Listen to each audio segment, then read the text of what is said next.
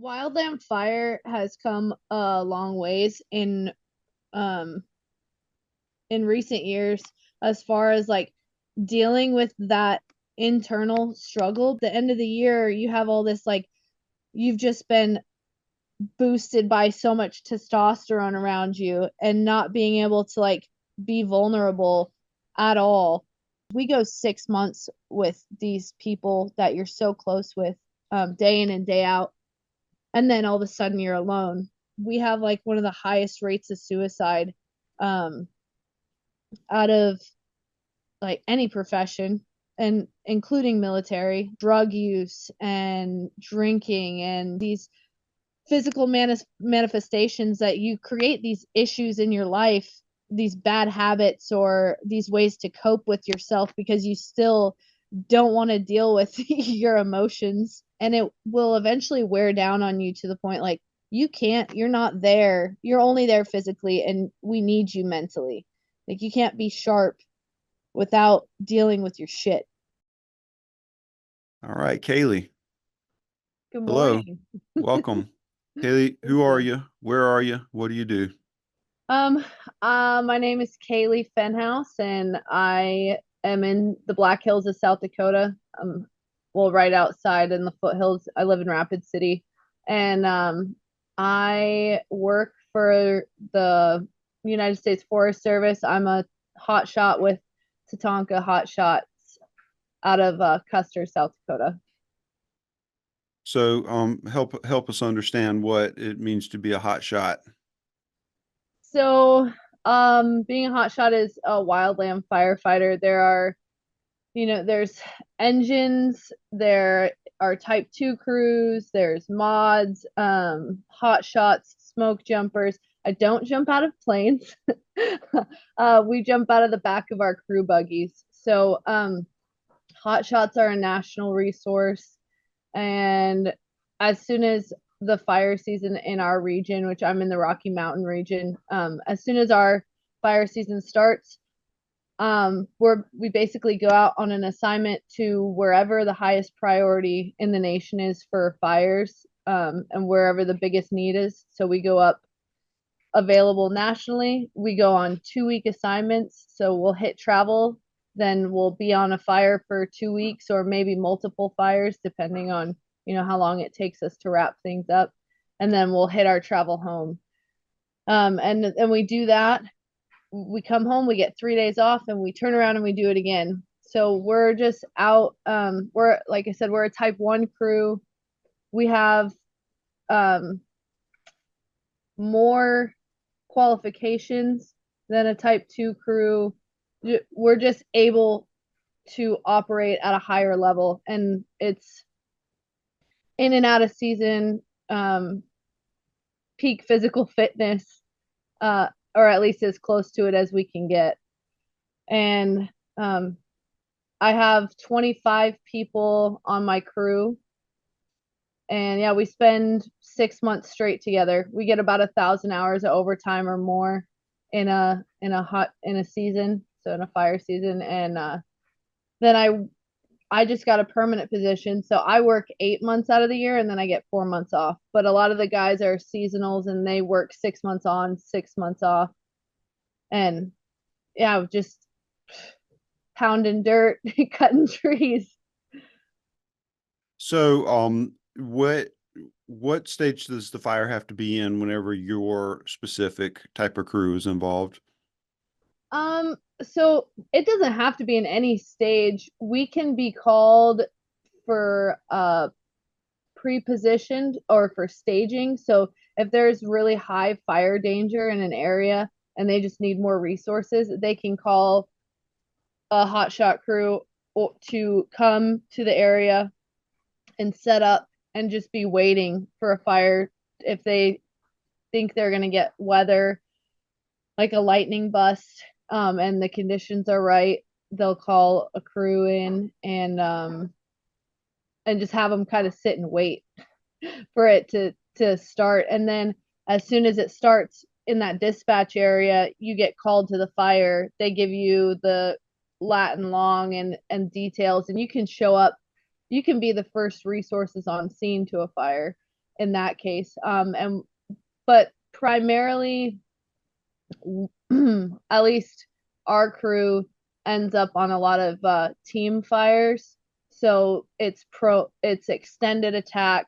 It's past like the first 24 to 48 hours. Um, they're large scale, big planning. You're looking at hundreds to thousands of firefighters and boots on the ground, and there's logistics and operations and all these different section chiefs on the fire, lots of overhead, and we're just hate I hate to use that phrase, but like the tip of the spear as far as like getting getting what needs to be done on the fire. So, when how many people is your crew? I'm assuming these are people that you know fairly well and that you're dispatched with on a regular basis. Oh, we so our hotshot crew and most hotshot crews, we're probably all of them, um, because we have standards, Sitco standards. There's a certain percentage of the crew that has to be returners, and they have to be together for the majority of or for all of the season.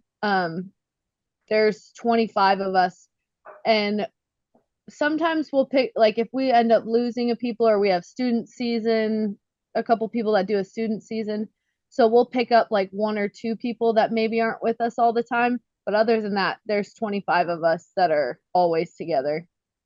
So So, and how long have you been doing this now? this will be my 7th year in fire, and it'll be my 3rd season on the hotshot crew. Okay, so I'm gonna ask probably a question that somebody asks you almost every time they meet you. How did you become a firefighter? um it's kind of a weird story. My best friend and I had a cleaning business together, and we built that up, and I probably made more money doing that. But I was like working, it ends up like we wanted to build the business so that we wouldn't have to be the ones cleaning anymore. Could have other people doing it. And it's like I just got burned out of trying to find people and showing up, and ended up cleaning 12 to 16 hours a day, working 6 or 7 days a week, and being stuck inside every day. And it just wasn't my bag. So I started looking at options at a technical school, because I already have I went to college a couple different times before that, and had all of um had all of my like basic classes done and plus some. And I was like, I just want to get into something, some kind of trade where I don't have to take any of the bullshit that I've already done, and like go in and work with my hands and be able to do something. And I saw, like, I was just looking through this technical school and I saw fire science, and I was like, that would be kind of cool. And I talked to my business partner, who's my best friend, and we're still best friends, and she still cleans. um, but I talked to her, and she's like, dude, you should talk to Chad, who we went to high school with. She's like, he was a wildland firefighter. Just talk to him about it. I talked to him. He's like, don't go to school, man. You, I can get you on the crew that I used to be on, like where I started, and they'll get all those classes for you that you need. They'll pay you to take them instead of the other way around. And he talked to one of the supervisors there, and next thing you know it, I was on the crew, and I just haven't really looked back. I fell in love with it, and I wouldn't change it for the world. And so that was roughly 7 years ago, somewhere Yep. thereabouts. Yeah. Yeah, 2018 was my first season, so So, how dangerous is what you do? I suppose that depends on who you're asking. If my mom is going to listen to this, I don't really. Uh, you know, people die. every year. I think I couldn't tell you the statistics on it. I'm not but we take the safety aspect of it pretty seriously. We do a lot of medical training. It's just you're in an environment that's constantly changing and a little bit uncontrollable. So I'm really thankful for the overhead that I have for my superintendent and my captains and my squad bosses, that they have the knowledge and experience that they do to not put us in situations where, I mean, there's always a risk, but it's the risk versus reward, right? Like how how much are we willing to stick our neck out here to get done what we need to be done? And at the end of the day, like the last thing that they want to do is lose somebody. That's terrible. That's everybody's worst nightmare. So it is inherently dangerous, but there are a lot of things that we can do to mitigate those risks. So what'd your mom say when you told her you were going to go drive up into giant forest fires? I I think my whole family kind of was just like, why would you do that? You know, like like you're crazy. And I think they have a better understanding now of what it is, and have maybe they're kind of like me and have just gotten used to the idea of it. Um, and yeah, like I said, you lose people every year, which um, is an unfortunate reality. But I love the work, and it's just kind of I'm willing to put my neck out to be that person that's like the reward is worth that risk. So is this life choice reflective of your personality type before? Were you the sort of person who was always running towards the possibly dangerous recreational activity?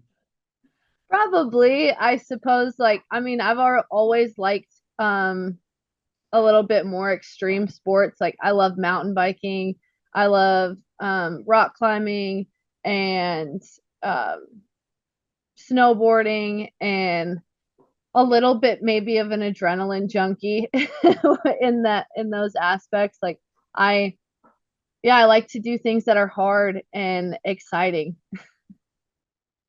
So maybe your mom's sort of worried about you a lot of times before you became a firefighter, and it was a manifestation of all of those fears all at one time.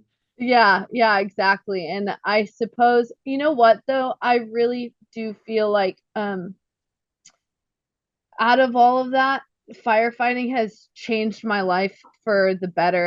As much risk as there might be involved in it, like having that structure and having the camaraderie on the crew, and like having it's very purpose filled, and you don't want to, attach your identity too much to what you do. But I don't know what else I would be doing, or where I would be without it. I think that it's made me, want to be a better person constantly.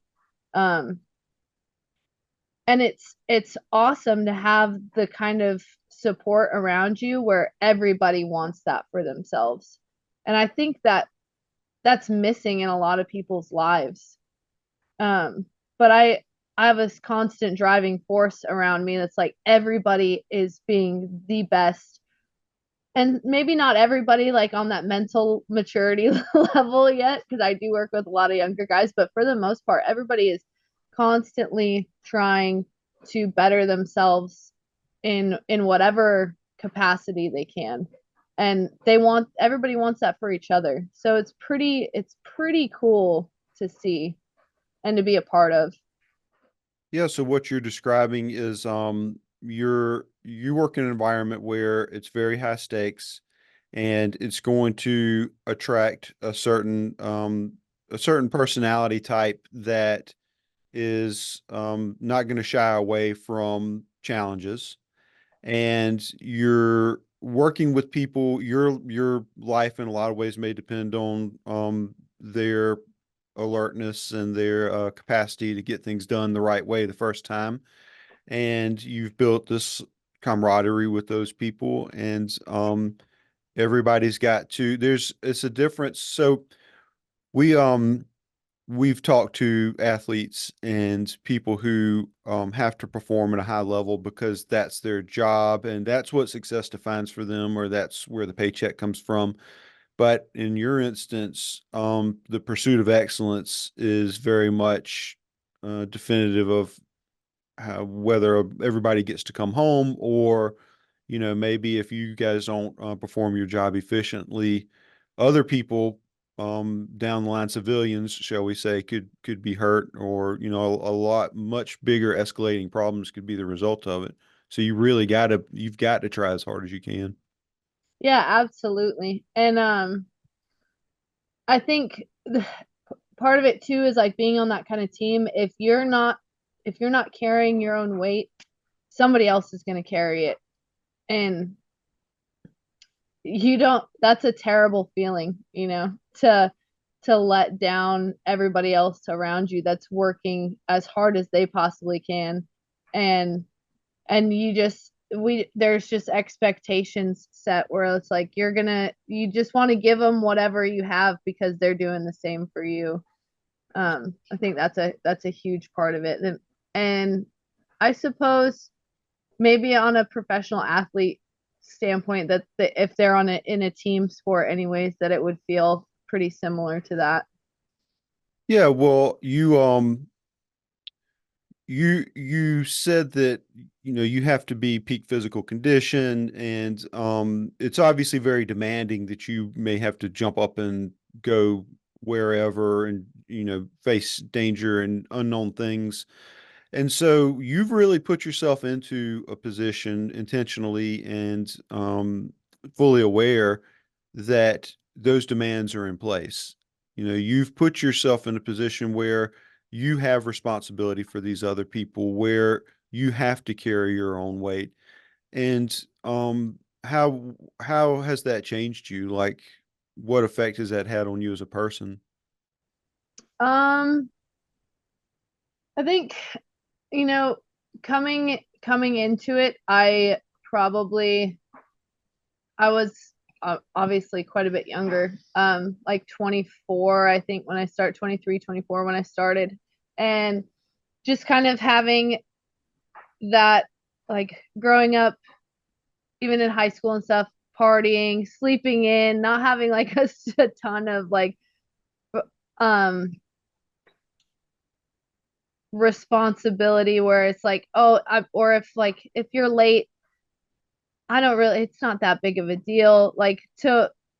I would get up now, like even something as small as my sleeping habits, because I don't want to be late for work, or like I'm a really hard sleeper, so sometimes even when we're out on the line, I'll sleep through my alarm.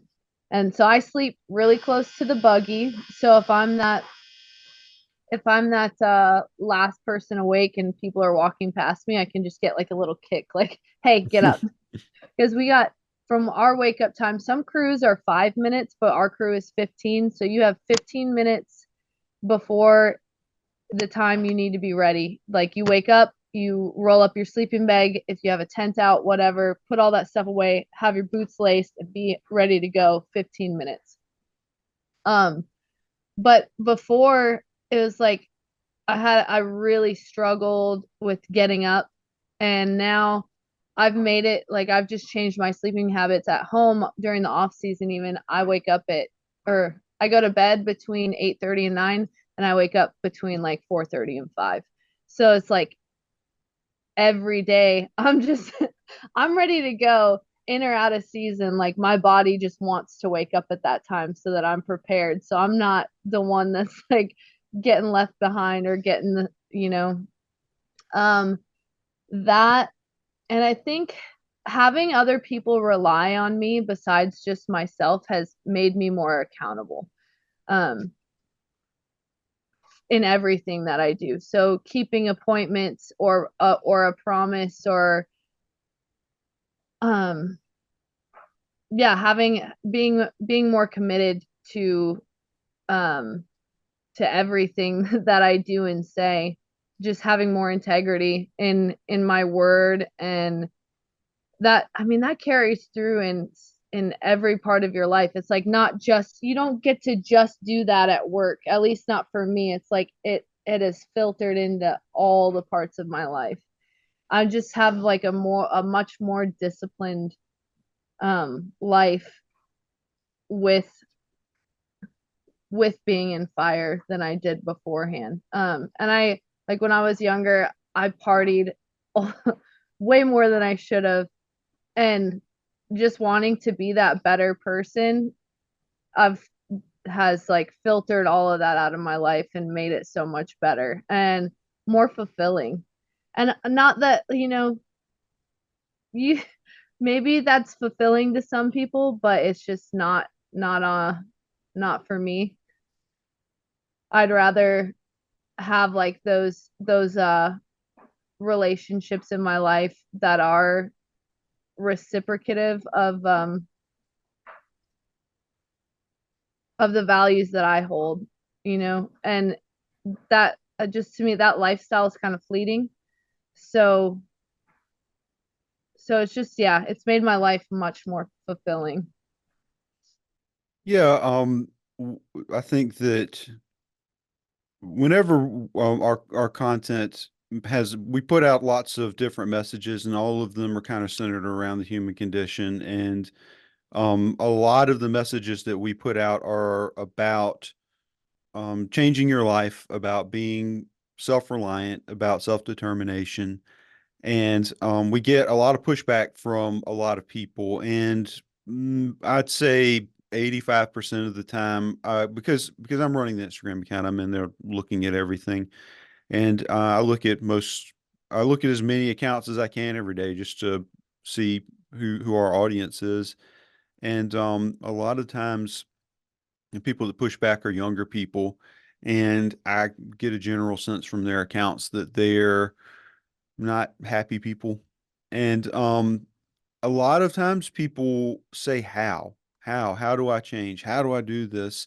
And I'd hardly ever reply, but my general response to that, if I were having that one-on-one conversation, is like, that's your question to answer. It's not my question to answer. The best that I can do for you as somebody with more life experience is to encourage you and to help point out where your strength is and to guide you a little bit. You've got to go out and answer that question for yourself, particularly when you're young. And I think what you're describing is this a lifestyle that you've made a decision to take on responsibility, and it made you reflect on a lot of aspects of your life that previously maybe you didn't take into deep consideration, you didn't look at, or things became necessary or convenient or inconvenient as a result of the job that you've got to do. And so for a lot of those people who want to know how to change, you should really look at, like, what demands do you place upon yourself?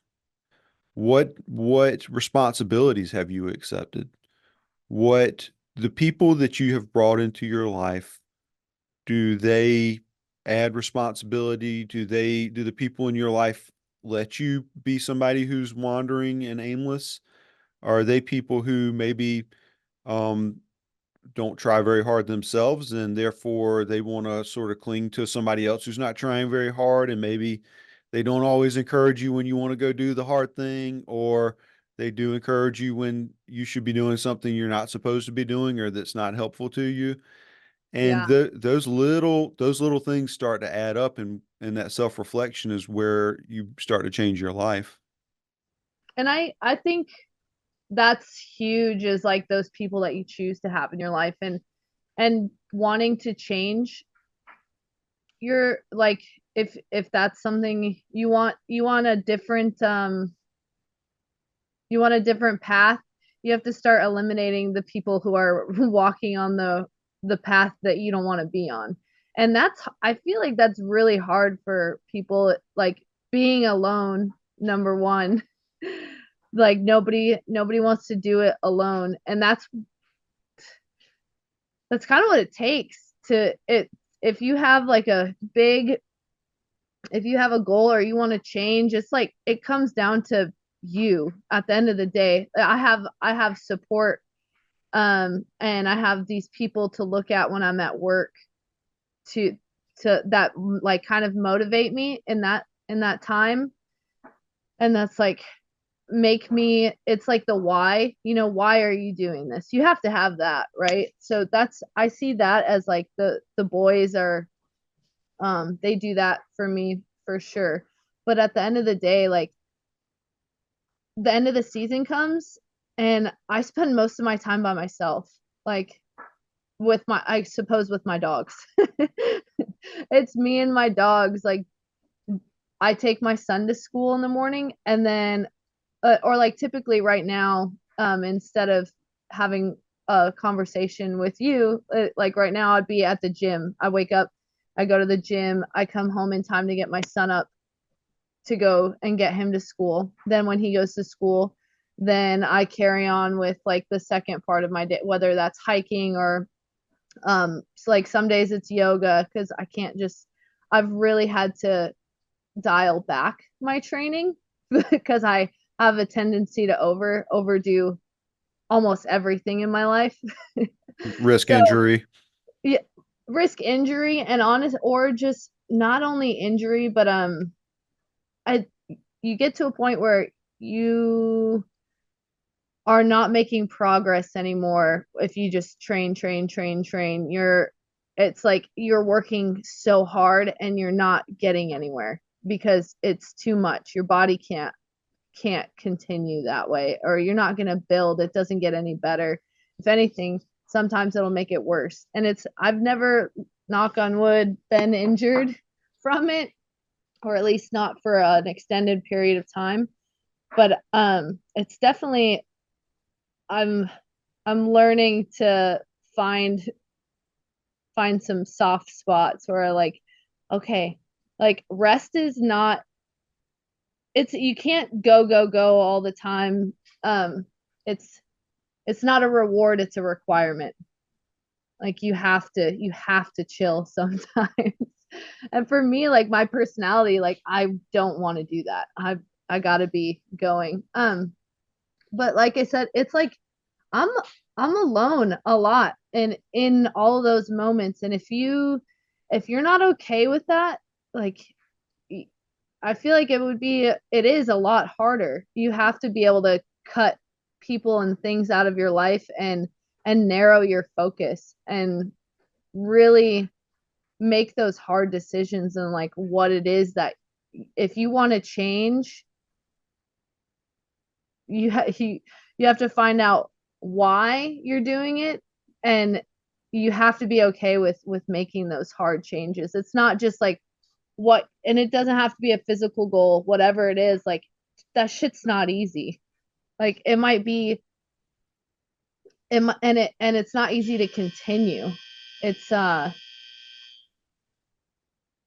you, the thing is though, like I forgot, I think I was listening to Andrew Huberman the other day, and he was talking about like motivation and action are kind of cyclical. Like all you have to do is like take that first step forward, and that will motivate you, and then your motivation will carry into more action. And it's like that first step is like the hardest part of it, but it's necessary. You can't just like, maybe you feel super motivated one day, you're like, oh, I'm going to change my whole life, and then the next day, like if you don't take that step, you're not going anywhere. Right.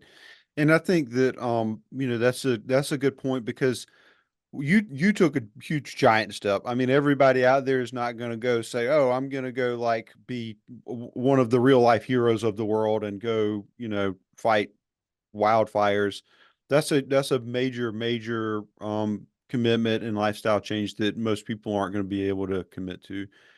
And but the everybody's everybody faces this question, and everybody hears this call at a certain point in their life and throughout their lives. And I think that when you say that, like, it comes down to you at the end of the day, even when you have people in your life who are supporting you, and even when you've begun to recognize the outside influences on you, it always, at the end of the day, it's your life, and it's going to be your life. No one else is going to be able to take your responsibility for you. Um no one else is going to be able to take the consequences of your decisions for you. You have to face them. Mm-hmm. And I think that there's a lot of insecurity that can come from that, with certain people having that realization. Again, people with less life experience, I think, look at that, and it may be a little bit terrifying for them.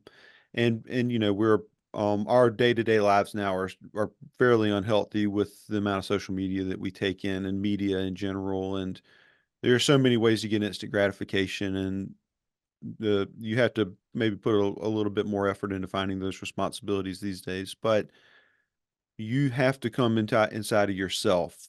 You have to come inside of yourself and say, what do I want? Am I happy? Am I miserable? Do I want to be this way the rest of my life? What are the next several decades going to look like for me? How do I get there? Where do I start? It's Yeah, that single decision. it's a decision too. Like if you're making that change to like be vulnerable, like I'm a lot of the stuff is like, yeah, it's hard and it's scary. Like it's terrifying to like put yourself in that uncomfortable position where like something is completely new or different or like and like I say a lot of the stuff I do is alone. But it doesn't, some of that stuff doesn't have to be. You can put yourself in groups of better people, but that initial like going to a runners club or a yoga group or whatever it is, like going to school, you're putting yourself in an uncomfortable position where there's new people, but like that change, you need to have like that vulnerability, some and some courage to like step into that. Like it's definitely not easy, but I think it is so absolutely necessary. Yeah, well, the vulnerability comes from the realization that you will fail. I mean, you will fail. It's not going to go the way you're imagining it, or even if you can't exactly imagine what it's going to be like, you need to know that some of those difficult scenarios that pop into your head are going to be present. But but the reality is there's going to be a whole bunch of stuff that you can't foresee, a whole bunch of stuff that you can't imagine. And you can have so much from life. Life can be so good, so rewarding. You can become so strong, so much stronger than you even imagined, or maybe even wanted to be at a certain point in your life. Then you have to be open to that, just like you have to be vulnerable to the rough spots that are going to be along the way before you get there. Mm-hmm. Yeah, absolutely. Yeah, I think that and it might be because of social media and like we feel like we're kind of um under a microscope or a spotlight or like you can't let all these people see you fail, but man, at least you're trying, and people see that I think more than the shit you did it and it didn't work out. At least you did it. It's like it's that man in the arena kind of mentality where it's like people are going to be so much more stoked for you that you even went and tried to do something new and that you fell on your face than if you didn't try at all. Yeah, failure is proof that you give a damn about something. You Yeah. know, it really is. Failure in a lot of ways is a measure of your effort. And the more and bigger that you've failed at something, the more effort that you have put into it, the more you've risked, the more you've tried. And what you're getting out of that is experience. And that's the thing that you can't get anywhere else. You can't buy it. Nobody's going to give it to you. You can't read about it. You can't get it from podcasts or YouTube. It's experience is something that is you have to go harvest from your life. You've got to put something out there in life and get something back from it. And if you're a younger person, I would say go out and start planting those seeds of experience as much as you can. Try it something, whatever your interest is, whatever it is. A lot of times I'll say, like, if it's what do you daydream about? What do you find yourself getting pleasure from just sort of thinking about through the day, and put the effort into it. Try it. Go screw it up. Go lose something in the pursuit of it, and you will have something at the end of that that's more than you ever could have imagined. Yeah, absolutely. I think even like for me, because what I my goal, I'm like hyper focused on my job, but it's like for me even now, like as much as my life has changed, um, working in the line of work, like working with the Forest Service and all that, I still like this off season took like that piece. It's like you can always do something better. And I'm the worst runner on my crew. And I've always been terrible at distance running. Like I went to college for track, but I only ever ran one lap. So it's like I've always been a terrible distance runner. It's either I can run a long ways very slow, or I can run a short ways really fast. It's not both. So like this off season, I'm just got tired of like that disappointment. Not all because I feel like I'm letting everybody else down and I'm the slowest one. I'm like, God, no. But I took it like I'm like, I'm just gonna spend this off season running, and that's all I'm gonna do. So as soon as the season got over, I got a running coach, and it's like, I don't know what I'm doing, but you do. Like, uh, so he got me on a program. I actually have a 50K that I'm gonna be running at the end of March. Um, and since November when I finished, I I've been running like 4 times a week, and my times compared to where I was at last year, I, have dropped like over a minute per mile. And it's like That's a lot. just yeah, throwing your and like I'm not. I say I'm a terrible runner. I mean, like 6 miles at like a 9:14 to 9:30 pace for me. That and compared to the boys, like that's not where I need to be. My squad boss is like, there is no reason you shouldn't be running 8-minute miles. Like, and taking it like after putting the time and effort in, and I finally hit sub 8-minute miles this last week, I was like, you know what? It was just like me in my own way this whole time, and not even being willing to put in the effort, like looking at it and just being like, all right, this is that hard thing in my life that I'm terrible at, but and I don't even really want to do it. But because I did it anyways and pushed myself through that, and just all literally all it was is putting in the time. Like you and I feel like that goes for everything, right? You just put in the time into something, you narrow your focus on that thing, and you're going to end up being better at the end of the day. Like you put time towards it, and it definitely shows. Yeah, that's kind of like a recurring theme for us when we talk to people is that it's I think I have a bad habit of blaming everything on social media because I don't personally care for social media very much, which is I ironic that I run such a large Instagram account. Yeah, exactly. But for whatever reason, it's so easy for us to look at like it's so easy for us to look at people and say, "Oh, they've got everything. They've got what I want," especially with the influencer society that we live in. You know, it's so easy to look and say like, "Ah, this is what I want. I want what they are," but you can't see what they had to go through to get what they have or to get what they wanted. You can't see you can't see all of those desperate moments when they were pushing and they wanted to give up, they wanted to quit, and they had this internal battle of feeling terrible about themselves because they weren't as strong as they wanted to be at that moment, or they had some life commitment that was conflicting with what they this goal that they had that they could reach, or they just were felt like shit. Something happened in their life, you know, relationship or loss or whatever, and they couldn't summon what they needed inside of them in that moment. And that's the true saga of the human experience is that internal that internal sorting out of what you've got to do to have the life that you want.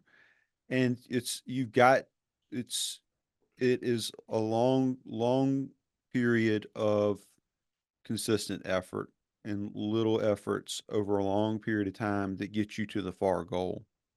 Absolutely. And I think like I don't I definitely didn't start out before firefighting. Like my life was not great. Like I had that business, but I also like had a lot of really bad habits outside of work. And the people that were in my life, it was not good. And even when I got started in fire, I still had that lifestyle like pulling back at me, you know? It's like I still had demons that I was like fighting the whole time. And I like when I got my job with the Forest Service, even it took me years to get in with the Forest Service. I worked for the state of South Dakota before that. It was like I have a colorful past before all of it. I've been I had been arrested several times in my younger years and for drinking and fighting and drugs and just like not it was it was I mean it was just a different time in my life for sure. But because of that, like it affected okay, when I want to change my life now and I'm trying to do these things and I felt like I had put in the effort, you know. I put in this effort. I'm trying to do better. And when I something would like suck me back in and I'd end up in trouble again. Like go out with the boys to the bar and then end up getting in a fight and sitting in jail and not being at work the next day. And I'm like, damn it. like uh and it prevented me from like the first time that I applied to be a hot shot. Like I got on a crew, but I had a pending court case. So they're like, yeah, no, you're not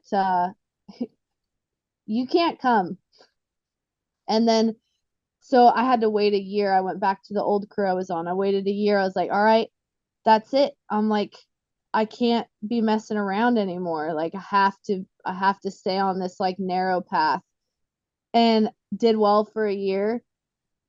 Cut out had cut out drinking and partying quite a bit. Then that next year it was like I wasn't even drinking and driving. I was with somebody who was drinking and driving, but it was my car and we both got arrested for a DUI.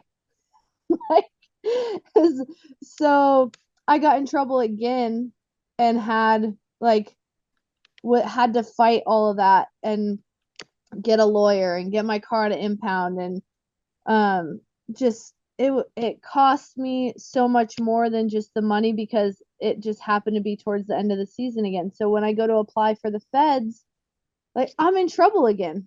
And like you have to for me I had to really look at who else was in my life, like not just what I'm doing, um but the people around me. Like okay, shit rubs off on you. You can't just like at the end of the day you stand next to shit all day and you're gonna come out smelling too. So I'd like cut that part of my life out. And luckily, my superintendent has told me, like, since he brought me on, he's like, you shouldn't have to live with all the stuff that's in your past. Like, you already paid for it. You paid for your sins already, and like just leave it behind you and like get it together.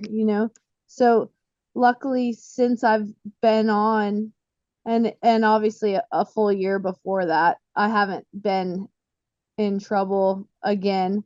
And I just but I it my life is definitely not, it's far from perfect. And it just it's it's a practice just like everything else in your life. Like it, it's definitely not easy, and I've had my own fair share of struggles, and it's not pretty, but it consistent effort and constantly looking back at it, reevaluating yourself and your surroundings, and like that constant, like, okay, I feel like I've already done so much, but obviously something else is missing. There's something else I need to change. Being able to like just tweak those things until like you're better and you're better and you're better. Yeah, so earlier you were talking about you have to work really hard on your physical conditioning, but then you have to rest, and you said that it's a requirement, not a reward. Mm-hmm. And that that balance between that balance between soft and hard, that for a lot of people there's a certain amount of discipline that comes with. They don't need as much discipline to get up and go do the hard thing. They need discipline to let themselves have permission to do the softer thing in life. And whenever we first started talking this morning, I was a little bit struck at your personality type, that it was not exactly what I was expecting for a, a, a wildland firefighter. Is that the right way to say that? Wildland Yep. firefighter. Yep. Yeah. That's not what I was expecting. You certainly, um, in my own life experience and having gotten into a lot of trouble whenever I was younger, you strike me as the sort of person that I may have been sitting next to in a place where I shouldn't have been at to begin with. And so I'm trying to put that as politely as I possibly can. So, um, it seems like that duality is something that's present in your life in a lot of ways. Even the fact that, you've chosen this profession that I'm certain is almost exclusively male dominated, and as a lady that's gone into it, you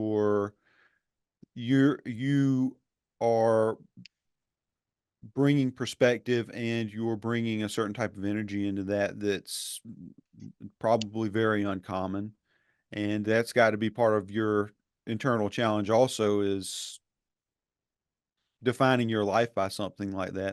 I think for me, like, I'm the only female on my crew, and really it's been like that ever since I got on a crew. When I worked for the state, there was a sister crew and they had some other women, but my crew did not. We and one year we had a few at the beginning of the year, but they lasted like an assignment or less, and then they were gone.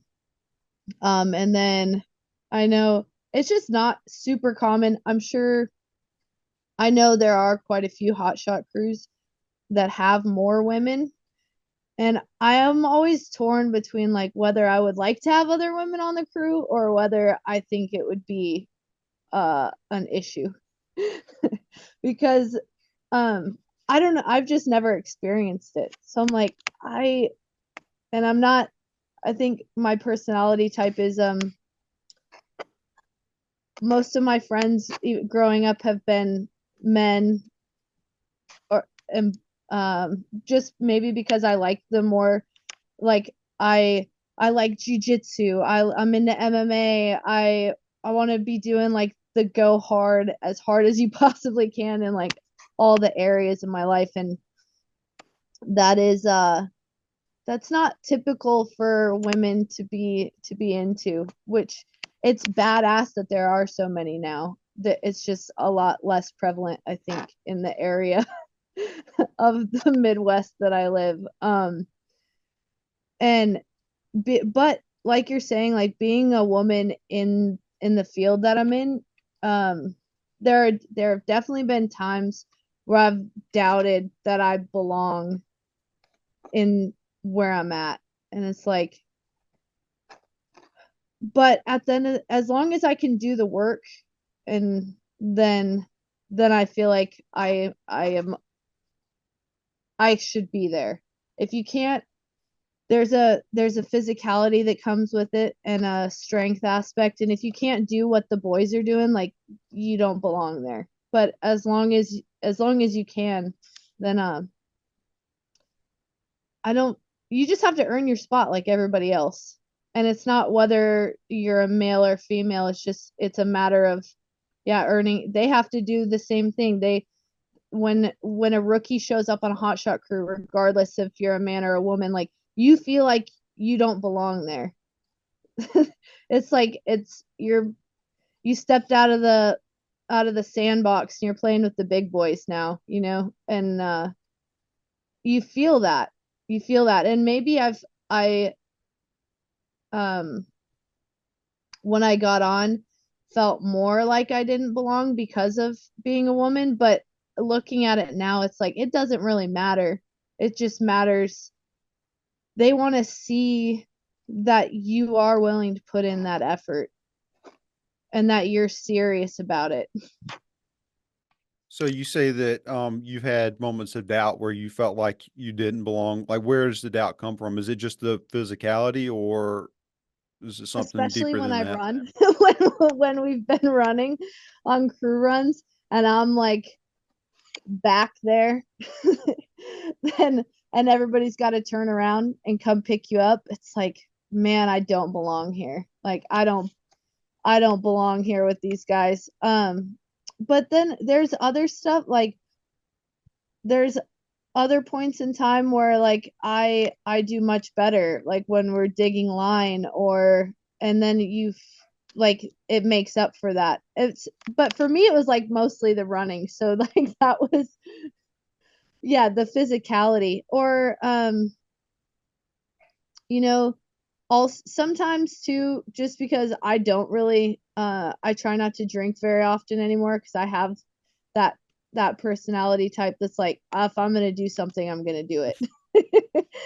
uh so like everybody kind of going out once and like getting together, um like it's a different thing. Like they are the boys going out together, um and maybe I am older than a lot of them too.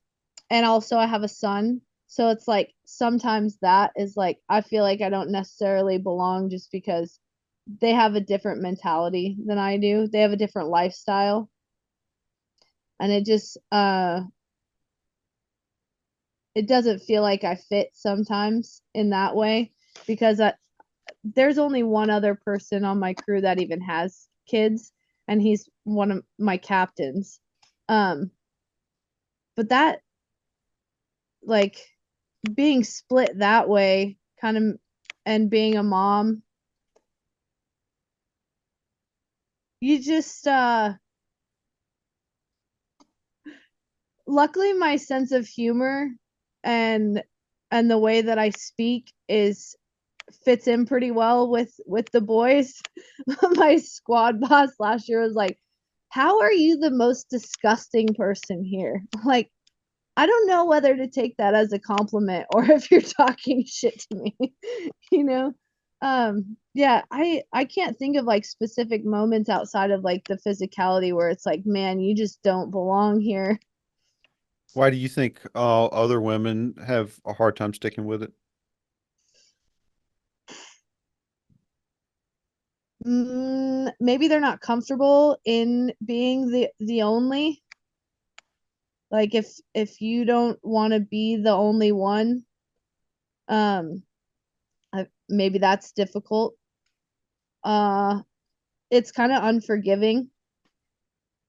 It's like I've heard like Joe Rogan talk about like being going to jujitsu and like at the end of the day the mat doesn't lie. Like you can say you're this big bad motherfucker and you step on the mat and everybody's going to find out really quick whether you are or you aren't. And it's that same way with being a hot shot. Like you show up and uh, you either are or you aren't. Um, so it's better to just keep your mouth shut and show up and do and put in the work and show everybody rather than say anything at all. You know, we it wasn't even a woman. It was another. It was a guy my rookie year showed up after criticals and was just talking himself up about oh how he's all this training and he played rugby in college and blah blah blah. We get out on a hike and he can't make it 100 yards up the hill. Like, dude, what are you doing here? And then it's like, oh, I think I'm having an asthma attack. No, you're talking.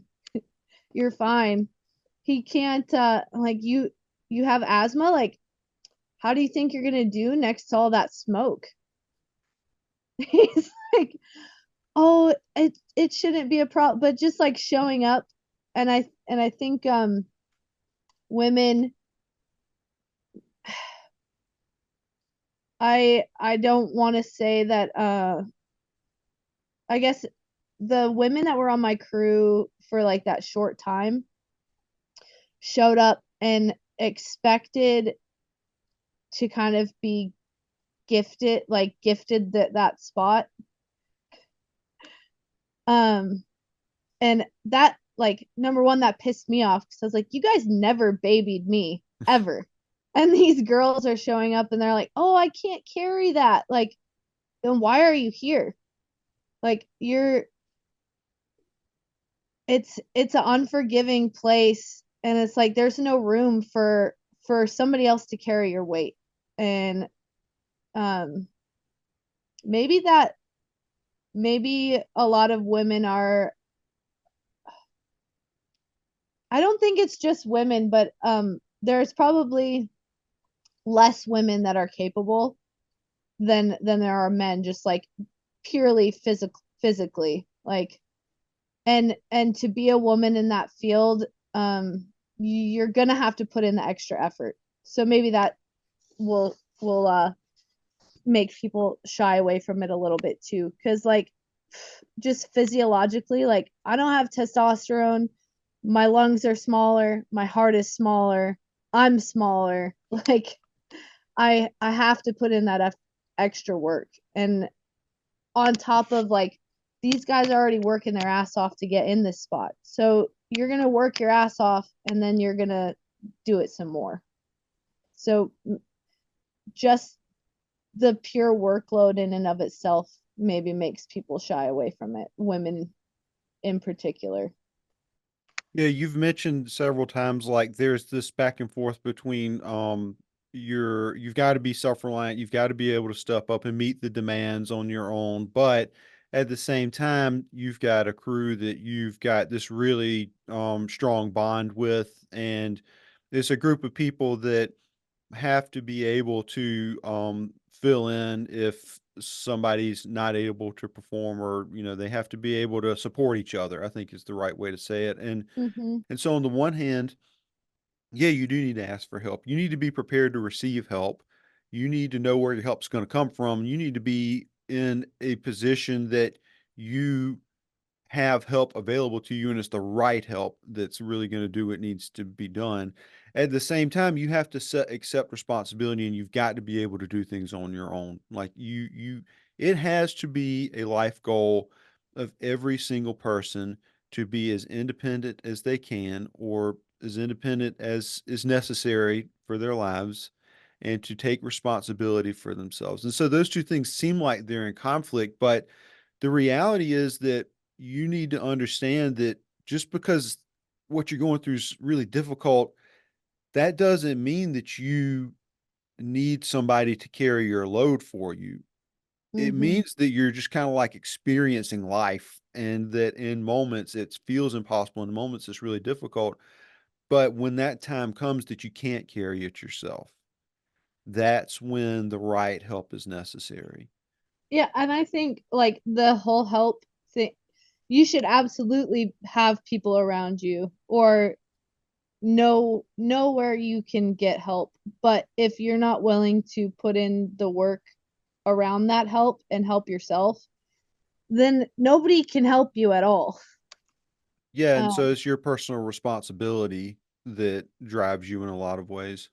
yep, yep. And I think and people probably aren't gonna like the fact that I say this, but I think a lot of times for women, it is that they're a little bit more entitled to like not have to do the hard things. And I think like as a society we've kind of done that. And you're seeing it less and less and people are being more independent. But there are a lot of women that rely on others to get to where they're going at the end of the day. Like whether that's and it's because a lot of times like yeah, women have stayed at home and taking care of kids and just have different roles, but there are um they expect a lot of help and just and it could be yeah, just as a society as a whole, like we've done that. And men don't have that luxury of being able to lean on other people. Like you have to be independent. It or you're seen as very as weak. And women don't like you don't see a woman as weak because she's leaning on other people in most cases or leaning on a man, but you see a man doing the opposite and as a society, like you just think less of that person, you know? In a very, very broad generalization, and I know people are going to be upset with our entire conversation. That's kind of the point of the whole podcast, is to let people get upset and see if they can test themselves by continuing to listen in spite of the fact that they're upset. But I think in a broad generalization, men bond with each other by doing stuff, and women bond with each other by communicating. Like that's a again, it's a generalization. It's not 100% every single time, all the time for everybody, but you could say that. And so, we, when men are bonding, a lot of the times we're competing with each other. And, there's the whole like, bro thing and harassing each other the entire time. Like your best friend, you're harassing him.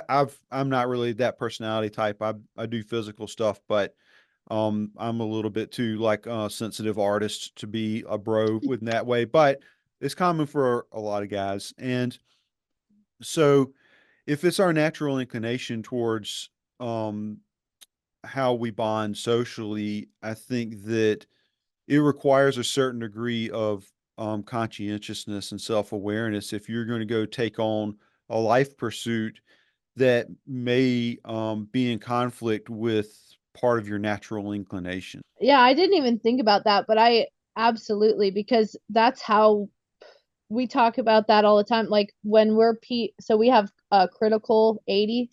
So our first 2 weeks when we show up, and when all the seasonals show up, it's like that's the time you're PTing together, you're starting to get that cohesiveness of working together and the PT is like the biggest part of that because you're working through shit that sucks, but you're all going through shit that sucks. Um and yeah, doing stuff together. And if like you're saying most women not obvious not all, but if most women don't bond with people in that way, like they're probably going to feel pretty left out uh, because in that sense, like I am that bro. That's like most of the time I I have complained to my mom. It's like I don't really unless I go and do stuff with people, like I don't feel connected to you. Um I I have a hard time. I'm worse with communication than just like, hey, let's go out on a hike or let's go yeah, let's go do this really hard thing. And to me, that makes me feel closer to you. Whatever wires are crossed there. But and there is that other aspect where you need, like, there are moments on the line where you have those that communication with people and you have those like soft moments, but it is so few and far between compared to like all of the shit that you go through together, that would, if that's just generally how people bond, you would feel pretty out of place when everybody else has that closeness, and you're not a part of that. So Carl Jung wrote a lot about the anima and the animus, and I forget at the moment which is which, but basically his position is that for men, the soul is the externally masculine force that's made your physical body, the internal force is going to be feminine. So he says that the soul is feminine for men and that the soul is masculine for women. And to be clear, we're not talking about like gender shit. That's not the where the conversation's going. I'm describing the forces, the overarching forces of the universe of masculine and feminine, yin and yang. And um, that's a lot of times when people are unhappy and unhealthy, it's because they're unable to connect with that opposing force inside of them. They're unable to give it its voice. They're unable to be at peace and comfortable with it when there's an internal disturbance. A lot of times for guys, broad generalization, once again, disclaimer, I'm gonna put a big giant disclaimer bar going around the bottom. Just But do that the whole before the podcast disclaimer. right. There are broad generalizations. So a lot of times I think with men, that internal disturbance comes from the emotional needs, and for your stereotypical bro, they're feeling some feels and they don't know what to do with that. And so that a lot of times they are, because they're uncomfortable with it and they're unwilling to sort of address it and look at it honestly, it will manifest itself as physical activities that are very, very unhealthy or perhaps even dangerous to other people. And similarly with women, when that that masculine power, obviously I don't know what it's like to be inside of that head, but that masculine force inside of them is um driving them to sort of step up and answer some sort of external call in their lives. They they if they are unhealthy, if they're unable to reconcile that and to give it its proper voice, they will interpret it in what they are comfortable with, which is emotional needs. And that's a lot of our personal problems, I think, come from that sort of like lack of internal communication. So that's kind of what you're describing, with your time with your crew and how you have those moments, even though it's just like a bro heavy environment, you have those moments of that bonding and that communication, even though it's like almost exclusively a physical, external, get the job done sort of environment. Oh, absolutely. And I think that Wildland Fire has come a long ways um in recent years as far as like dealing with that internal struggle, because you have so many bros, and if nobody can talk about how they feel, at the end of the year you have all this, like, you've just been boosted by so much testosterone around you, and not being able to like be vulnerable at all, that you come down from that high and then you're by yourself. And we have like one of the highest rates of suicide um out of like any profession, and including military, like and um not all but and then drug use and drinking, and just like you're saying, these physical manifestations that you create these issues in your life, these bad habits or these ways to cope with yourself because you still don't want to deal with your emotions. um but uh our industry has really come a long way in helping people kind of find that soft spot and be able to talk. And we talk about it in our critical 80, and I'm sure a lot of other hotshot crews do as well. It's like, man, these people aren't just here for you in a work capacity. Like, we're a family. If you need something, if you're having a hard time, say something, because not only really it affects you more than just you. If you're not able, and it will eventually wear down on you to the point like you're not there, you're only there physically, and we need you mentally. Like, you can't be sharp without dealing with your shit. And there are there are so many resources for people to, if you don't want to talk to somebody on your crew, there are so many resources for people to reach out and talk to, get like professional help, or and go to retreats and like decompress and kind of get yourself on track and find that kind of balance in your life so that you don't end up dead, either by your own hand or by means of one Nature. of your bad habits. Yeah. So I think that that's spot on for sure. And I really appreciate the fact that we have that bit of softness, and there are people on my crew specifically that are big proponents of that mental health aspect of it, and who are like, dude, seriously, if you need anything, you just need somebody to talk to, like, I'm here. And they reach out during the off season, and that's a big deal too, because we go 6 months with these people that you're so close with, day in and day out, and then all of a sudden you're alone. So just reaching out in those moments where like you don't a lot of people go home and they don't have anybody. It's like just checking on your dudes. It's like all that shit's super important. I was totally unaware of that. The suicide statistics for your profession. That's it's a it would have been a little surprising to me, but as you sort of describe it, it makes a lot more sense. So I just started going to therapy this last year, and I'm a huge proponent of like get yourself right in all the ways. And that's a like talking to the gal that I see, she's like, it could be your work causing some of these issues, but maybe do you think that you chose this because you already tend to be this way?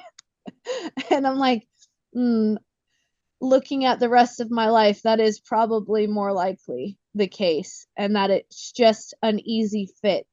So it's hard to say. For me, it's definitely, um yeah, we're it's a really good coping for me, like a coping mechanism that I like to use is to just get away from everything and like work my ass off physically, and then that makes me feel way better. You can't just you can't just do that with your whole life. So if that's all that you got to have, like you said, that in that aspect you have to have that balance. Like, you have to still find somebody to talk to, or you got to deal with your shit one way or another. Yeah, cuz yeah, for me, I'm pretty good at just beating the shit out of my body and ignoring all that.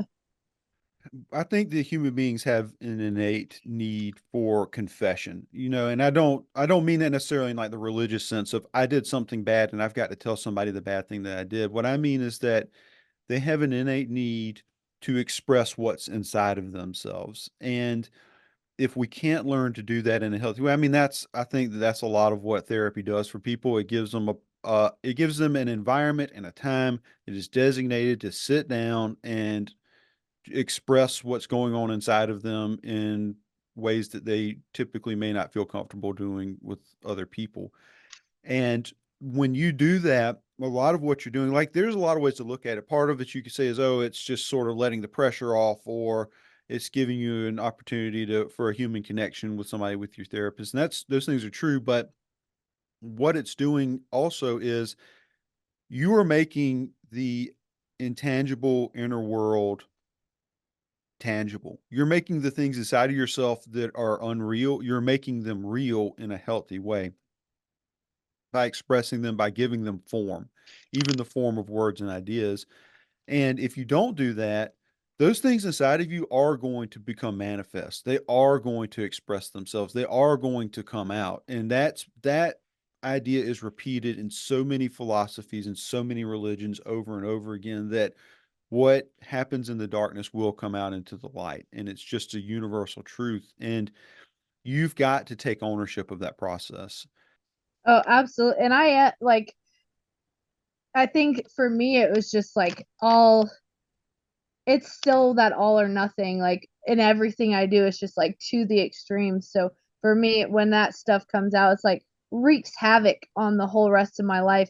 And if I really want to change um and maintain it, I have to deal with that other shit. It can't just be like, oh, I love what I do so much and that's my why and I'm just gonna like I still have to deal with all of the other stuff that um that I wasn't dealing with before. Otherwise, yeah, it'll one day just rear its ugly head and uh yeah, like a volcano just explode into my life and I don't need that kind of cataclysmic event happening. What's the hardest thing you've ever done? Like you do something hard for a living in your personal life, in your whole life. What's the hardest thing you've ever done? Oh man. Mm, the hardest thing I've ever done.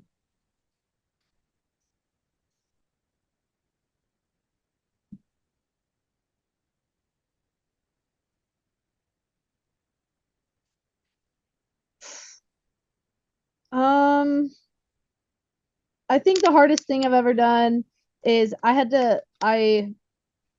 really love food and everybody that knows me knows how much I love to eat and how much I eat.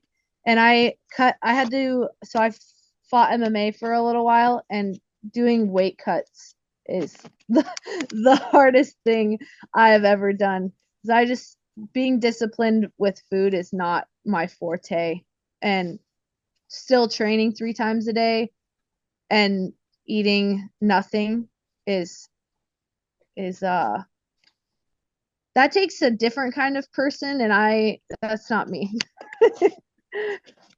Yeah, it's you're not you when you're hungry, that's for sure. And it was just feeling that terrible and I only had to do it a couple times. I probably didn't have it just right or um you know there are professional athletes that do that, they do it for a living and they're damn good at it, but for me that was like the worst thing ever, like not being able to eat when I wanted to and cutting that last bit of water weight and just that feeling of being fucking starved. That's pretty pedestrian difficulties in comparison to what you do every day of your life. And so that's something to reflect on. That's very, I think it's very humanizing. And overall, um, you're a person who's taking responsibility for her society in a lot of ways. You go out and you do a difficult job that the rest of the world benefits from in a way, and you do it for a great deal of sacrifice compared to not a whole lot of reward. And that's a choice that's going to be hard for a lot of people to make. Obviously, I'm sure it's a very exclusive group that go out and do what you do. And yet, in spite of that responsibility that you've taken, you have had a lot of personal challenges. You've had to contend with yourself is in a way that's just as fierce as the fires that you contend with. And I think there's a great deal of profundity in that. And I hope that you've obviously worked really hard and taken steps in your life to have a better life and to be healthy and support other people. And I hope that that's the way things continue to go for you. And we're so incredibly grateful for you to take your time and to tell your story. And I'm sure a lot of people are going to find it very interesting and have a lot to think about.